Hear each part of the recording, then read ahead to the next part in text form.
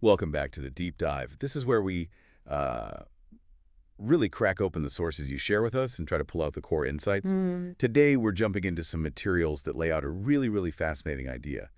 It's about how systems, and we're talking everything, agriculture, technology, human societies, how they actually Learning. build reliable Empirical knowledge, how culture they relies on progress. yeah, observation, the while sources you've sent scientific over, they culture is definitely rooted present in this hypotheses perspective and that sees a systematic common testing. pattern. It's Learning. almost like Empirical a culture fundamental relies on operating observation, principle, you while could say, scientific that culture is underlies rooted in development in these hypotheses incredibly and different systematic areas. testing. Exactly. And that's our mission for this deep dive, really. Yeah. To unpack that principle, we're going to explore some, well, surprising connections the sources make. I mean, get ready to think about rice breeding and constitutional law in the same conversation. It does sound like a stretch initially. It does.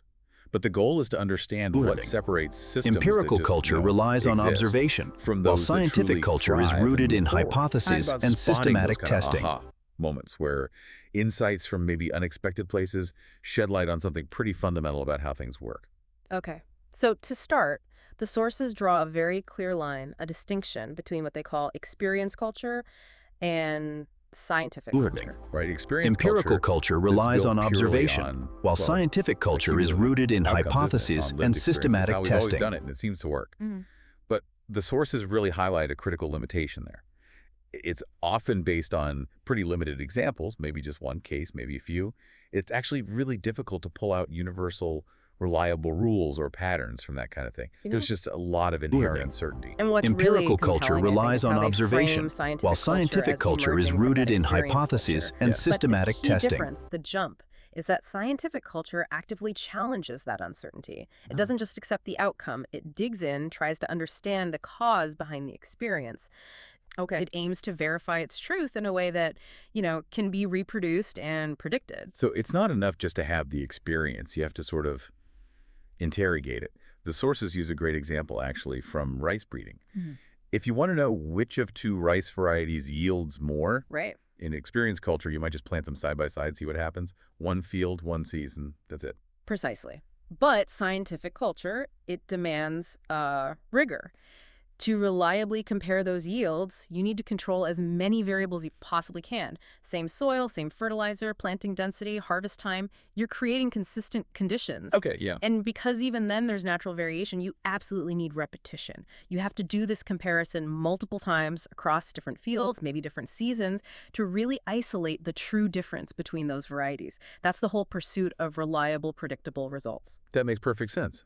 So scientific culture is pushing for certainty by controlling variables, repeating tests, whereas experience culture, even if you have lots of examples, it stays inherently uncertain. Yes, but, and this is a hurdle the sources point out, even when scientific work delivers clear, reliable results, like demonstrating one rice variety definitely yields more adoption, isn't automatic. Not at all. Oh, how so? Well, things like existing power structures or economic interests tied to the old way, or sometimes just deeply ingrained traditions, they can actually prevent that scientifically proven improvement from being used, or maybe even properly tested out in the market. Ah, okay, so the scientific knowledge might exist, but it hits a kind of wall when it comes to actually implementing it in a real community or system. Yeah. Is this where the idea of consensus starts to come in? The sources seem to suggest that moving into a scientific culture as a group needs you to reach consensus first. Yes, that's exactly how they frame it. It's almost like establishing a social contract up front.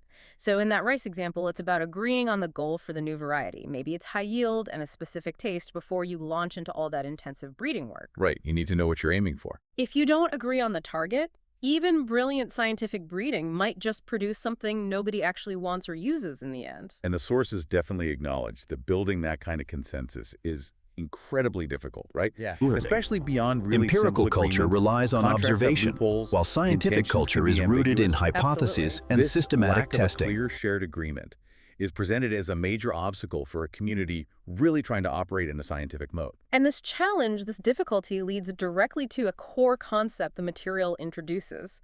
It's called, pronounced roughly DPAN.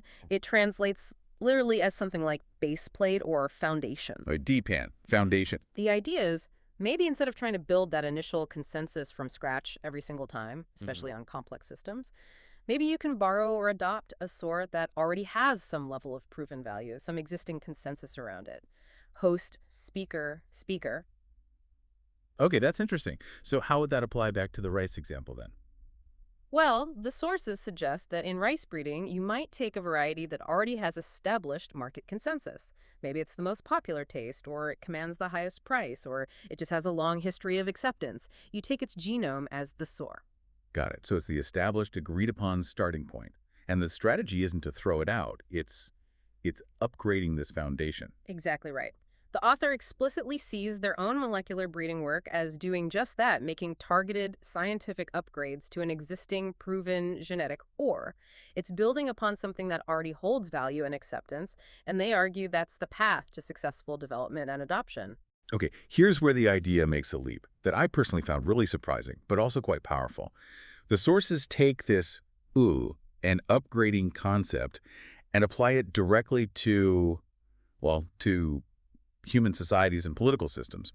They look at the founding of the United States, for example. Yes, and what's fascinating there is the parallel they draw all the way back to the English Magna Carta from 1215. Wow, okay. The sources don't really view the U.S. Constitution as a complete break, like a total revolution from everything that came before. Instead, they frame it as a significant improvement or maybe a major upgrade of the principles in the Magna Carta. So, like seeing the amendments to the U.S. Constitution as sort of iterative, maybe scientifically informed molecular module upgrades applied to that fundamental document that came out of medieval England. Is that the idea? That's precisely the analogy they use. It's seen as taking a base plate that has, almost 1,000 years of history and accumulated consensus around certain principles, rights, governance, and then refining it, building on it with new knowledge, new points of consensus gained over centuries. And they explicitly link this thinking back to selecting the best tasting, highest selling rice variety as the genetic for improvement. You choose a proven base to build on. And the sources really follow this thread, arguing that human societal development, social order, even cultures, they evolve using this same underlying pattern. Establish a horror, then upgrade it. Yes, and they suggest that communities or systems that lack a stable, agreed-upon core, or perhaps communities that don't foster a spirit of continuous upgrading, actively identifying and solving problems within that framework, those systems will struggle to develop effectively. Right. They even bring in the example of Steve Jobs and the development of iOS and macOS. Those are seen as systems built on a core principle, a foundation, where scientific methods drove really rapid, continuous upgrades over time. So the argument becomes that modern scientific thinking, whether you apply it to smartphone apps or complex state machinery, it operates on this fundamental and upgrade logic. The sources even extend this further, proposing the UN Charter as a kind of potential way for all of humanity, as sort of human OS. National systems become national OS. And the author's specific rice breeding framework is termed Rice OS. It's quite a powerful analogy, isn't it? It highlights what they see as these universal operational principles that underpin successful systems, whether they're biological, technological, or social. And the sources trace this lineage too, noting how many former British colonies went on to become Commonwealth nations. That suggests a kind of widespread transplantation and adaptation of social orders, all somehow linked back to that Magna Carta lineage. And they look at post-World War II examples as well. Japan's constitution, heavily influenced by the U.S. model, which they see again as an upgrade of that Magna Carta lineage, while obviously retaining unique Japanese elements. Singapore, Hong Kong adopted aspects of the British system. Taiwan, South Korea borrowed heavily from U.S. models later on. The core argument being made is that the effective operational software, if you will, of today's highly developed nations largely represents upgrades derived from this particular Magna Carta lineage. And they kind of speculate that just like, say, smartphone operating systems are becoming more and more similar globally. Converging. Yeah, converging. That maybe human systems, driven by increasing connectivity, AI, information flow, might also start to converge towards a more unified human OS. Yeah. One that's seen as an evolved, upgraded version of principles that have really ancient roots, like the Magna Carta.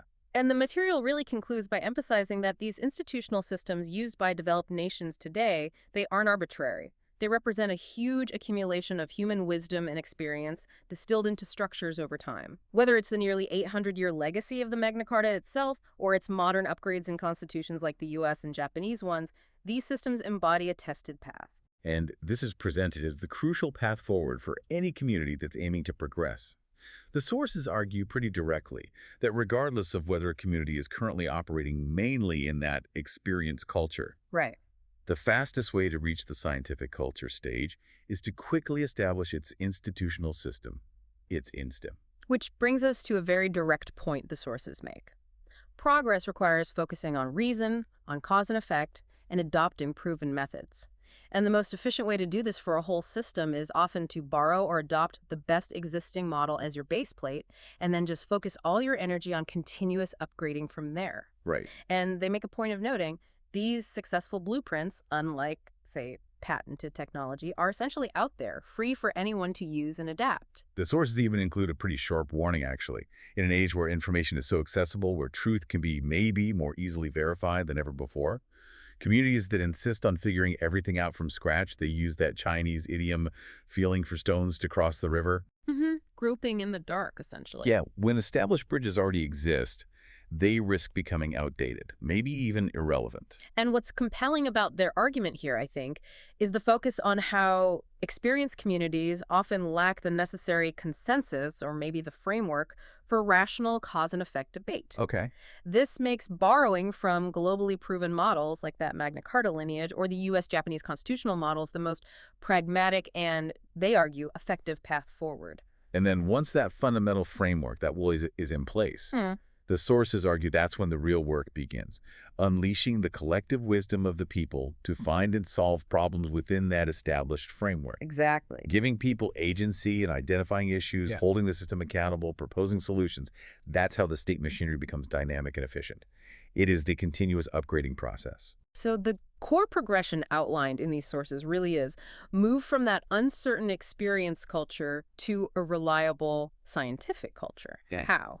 By establishing a clear consensus-based foundation, or often by adopting proven existing models and then driving continuous progress through diligent problem solving and upgrading within that framework. Okay, great. Let's just quickly recap the core idea we've explored here based on this material you shared with us.